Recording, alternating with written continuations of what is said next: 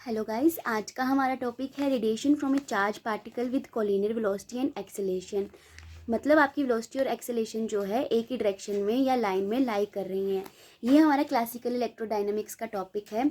मैं जो आपको ये आर्टिकल करवा रही हूँ वो एसपी पुरी से फॉलो कर रही हूँ। तो स्टार्ट करते हैं। सबसे पहले जो है हम इलेक्ट्रिक फील्ड का वेलोसिटी और एक्सेलेरेशन डिपेंडेंट जो है फॉर्म लिख लेंगे।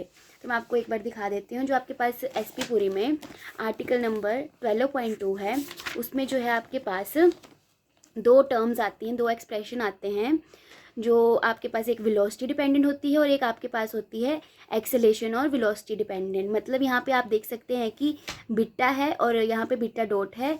जो आपके पास बीटा होता है वो आपका वेलोसिटी होता है और बीटा डॉट आपके पास एक्सेलेरेशन होता है। तो हम इसको बोल रहे हैं वेलोसिटी और एक्सेलेरेशन डिपेंडेंट। हाँ, तो ये हमने एक्सेलेरेशन और वेलोसिटी डिपेंडेंट टर्म लिख दी है। और ये आपके पास रिटार्डेड टाइम है T naught equals to T minus r upon c. R आपके पास जो है पॉइंट चार्ज और फील्ड पॉइंट के बीच का जो डिस्टेंस है वो है। सी आपके पास स्पीड ऑफ लाइट है। टी नोट आपका रिटार्डेड टाइम है और टी आपका प्रेजेंट टाइम है। ये आपने पीछे आर्टिकल्स देखे होंगे लिनार्ड पोटेंशियल में कि बाकी टर्म्स क्या होती हैं, ठीक है। और आपके पास आपको पता है कि ये जो आपके पास R minus beta vector dot into are vector होता है वो के बराबर होता है। और आपके पास जो बीटा की वैल्यूज़ होती हैं वो होती है म्यू अपॉन सी। इसको मैं आगे आपको फिर से बता दूंगी। देन जैसे कि आपको पता है कि बीटा डॉट जो है वो पैरेलल है बीटा के, तो इनका क्रॉस प्रोडक्ट क्या आएगा, ज़ीरो आएगा। क्योंकि आपको पता है कि ए क्रॉस बी क्या होता है, ए बी साइन थीटा, और साइन ज़ीरो क्या होता है आपके पास, ज़ीरो होता है, क्योंकि पैरेलल में आपके पास एंगल ज़ीरो बन रहा है। तो जैसे कि यहाँ पे लाइन लिखी है कि the situation pertains to the case of charge motion in linear acceleration और electron in X ray tube where acceleration vector A is parallel to the velocity vector. जैसे आपने वो जो आपने आर्टिकल पढ़ा होगा कहीं भी पिछली क्लासेस में कि एक्सरे ट्यूब वाले में, उसमें जो होता था एक्सेलेरेशन वेक्टर और जो आपका वेलोसिटी वेक्टर होता था वो आपस में पैरेलल होते थे। तो यहाँ पे भी जो ये केस जो है चार्ज पार्टिकल का जो कोलिनियर वेलोसिटी एक्सेलेरेशन वाला है वो इसी की तरह जो है सिमिलर सा है। आपको एंड में बता दूंगी कैसे है। इसके आगे हम फिर से चलते हैं। तो हमने देखा कि जो इनका क्रॉस प्रोडक्ट है वो ज़ीरो के बराबर है।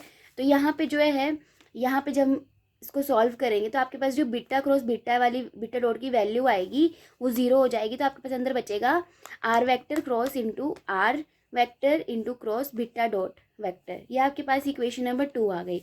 अब यहाँ पे हम लगाएंगे vector triple product. Vector triple product क्या होता है आपके पास, A cross B cross C is equals to A dot C into B minus A dot B into C. तो यहाँ पे हमने वेक्टर ट्रिपल प्रोडक्ट लगा दिया जैसे कि आप देख सकते हैं। देन हमने क्या किया, यहाँ पे आप देख सकते हैं r vector into are vector क्या होता है आपके पास, दो वेक्टर का प्रोडक्ट हमारा मैग्नीट्यूड फॉर्म में आ जाता है आर स्क्वेयर। अब इसके बाद हमने ई ए की वैल्यू आ गई आपके पास। तो अब हम निकालेंगे power radiated per unit solid angle या एंगुलर डिस्ट्रीब्यूशन ऑफ रेडिएशन। फिर उसके बाद जब हम पावर रेडिएटेड निकालेंगे, पावर रेडिएटेड के बाद के स्टेप क्या हैं, फिर हम पावर रेडिएटेड निकालेंगे टी नोट के बाद टी नोट के रिस्पेक्ट में, और फिर उसके बाद हम टोटल निकालेंगे उसको इंटीग्रेट करके। तो देखते हैं कैसे निकाली है हमने। जो आपके पास पावर रेडिएटेड का फॉर्मूला होता है वो होता है आपके पास Poynting vector into R square. Poynting vector क्या होता है आपके पास, एस होता है, जिसकी वैल्यू होती है आपके पास सी अपॉन 4 पाई ई ए स्क्वेयर एन यूनिट वेक्टर, ठीक है। जो आपका पॉइंटिंग वेक्टर होता है वो रिप्रेजेंट करता है power flow of an electromagnetic field. तो ये हमें पावर निकालने का मतलब फॉर्मूला होता है। तो आपको ये याद ही करना पड़ेगा कि ये एस की वैल्यू हमने लिख दी सी ओवर 4 पाई ई ए स्क्वेयर। ये एन यूनिट वेक्टर यहाँ भी है और इसका डॉट सेम वाले का जो डॉट प्रोडक्ट होता है यूनिट वेक्टर का वो 1 होता है। तो यहाँ पे ये 1 आ गया। तो हमारे पास क्या आई, डी पी अपॉन डी ओम की वैल्यू आ गई सी अपॉन 4 पाई ई ए स्क्वेयर आर स्क्वेयर। तो यहाँ पे आप देख सकते हैं कि आपको ई ए स्क्वेयर की वैल्यू चाहिए। तो ई ए स्क्वेयर की वैल्यू कैसे आएगी, यहाँ पे जो आपने ये ई ए निकाला है इसका हम स्क्वेयर कर देंगे। हमने इसको स्क्वेयर की फॉर्म में लिख दिया। अब हम यहाँ पे जो है इसी की इक्वेशन नंबर जो 5 थी इसको हम 4 में पुट कर देंगे। जो आपके पास थी 4th इक्वेशन, यहाँ पे ई ए स्क्वेयर की वैल्यू पुट कर देंगे। पुट करने के बाद हमारे पास डी पी अपॉन डी ओम की वैल्यू क्या आ जाएगी, यहाँ पे सी से सी कैंसिल आउट हो जाएगा और a माइनस बी का होल स्क्वायर लगाएंगे यहाँ पे a माइनस बी का होल स्क्वायर। तो हमारे पास जो सॉल्व करके ऐसा कुछ बनता है। यहाँ से हमने आर स्क्वायर जो है कहाँ से आया, ये वाला आर स्क्वायर ये लिखा है, ये वाला, ठीक है, कंफ्यूज नहीं होना है। उसके बाद A square plus B square minus 2ab। Then उसके बाद आपके पास यहाँ पे जो है -2 R vector dot beta vector into R dot beta dot का जो वेक्टर फॉर्म है ये आ रहा है। तो हम इसको कैसे सॉल्व करेंगे, यहाँ पे भी आप देख सकते हैं ये दोनों सेम सी टर्म है, यहाँ पे 2 है, यहाँ पे 1 है। तो ये -2 + 1 क्या होता है, माइनस का, तो ये माइनस का ये वाला टर्म आ गया स्क्वायर में। देन उसके बाद हमने किया है आर स्क्वायर, यहाँ से भी कॉमन ले लिया तो r की पावर 4 आ गया, ठीक है। एक बार आप देख सकते हैं सॉल्व करके। देन हमारे पास हमने इसको कॉमन निकाला आर स्क्वायर बीटा डॉट का स्क्वायर को। यहाँ पे आपको जो आपके पास ये वेक्टर फॉर्म थी वो हमारी यहाँ पे नॉर्मल मैग्नीट्यूड फॉर्म में आ गई, देख सकते हैं, ठीक है। अब इसके बाद जो है हमारे पास क्या टर्म आ गई, ये हमारा कैंसिल आउट हो गया, 1 माइनस कॉस स्क्वायर थीटा बन गया साइन स्क्वायर थीटा। ये हमारी इक्वेशन नंबर 6 आ गई। अब हमारे पास dp/d ओम की वैल्यू आ गई है। अब हम निकालेंगे पावर रेडिएटेड एट t0। अब हम रिटार्डेड टाइम पे निकालेंगे, वो तो हमारा प्रेजेंट टाइम पे निकला। अब रिटार्डेड टाइम के लिए क्या करेंगे, हमारा फॉर्मूला है dp/d Om partial derivative of t/t0 के। इसकी जो वैल्यू होती है वो k/r के बराबर होती है। ये हमने इससे पिछले जो आर्टिकल है एसपी पूरी में उसमें हमने ये सॉल्व किया है। यहाँ पे आपको सॉल्व करने की कोई ज़रूरत नहीं है, तो हम यहाँ पे डायरेक्ट लिख सकते हैं ये k/r के बराबर होता है। जैसे कि मैंने आपको बताया था कि आपकी जो k की वैल्यू होती है वो होती है r minus r dot beta, जैसे यहाँ पे स्टार्टिंग में थी। जो ये आपकी नीचे वाली टर्म होती है इसको हम पूरा एज ए कॉन्स्टेंट k ले लेते हैं, ठीक है। तो इसको हमने k ले लिया, तो हमारे पास r डॉट बीटा क्या आएगा, r beta cos theta. r हमने कॉमन ले लिया तो 1 माइनस बीटा कोस थीटा आ जाएगा।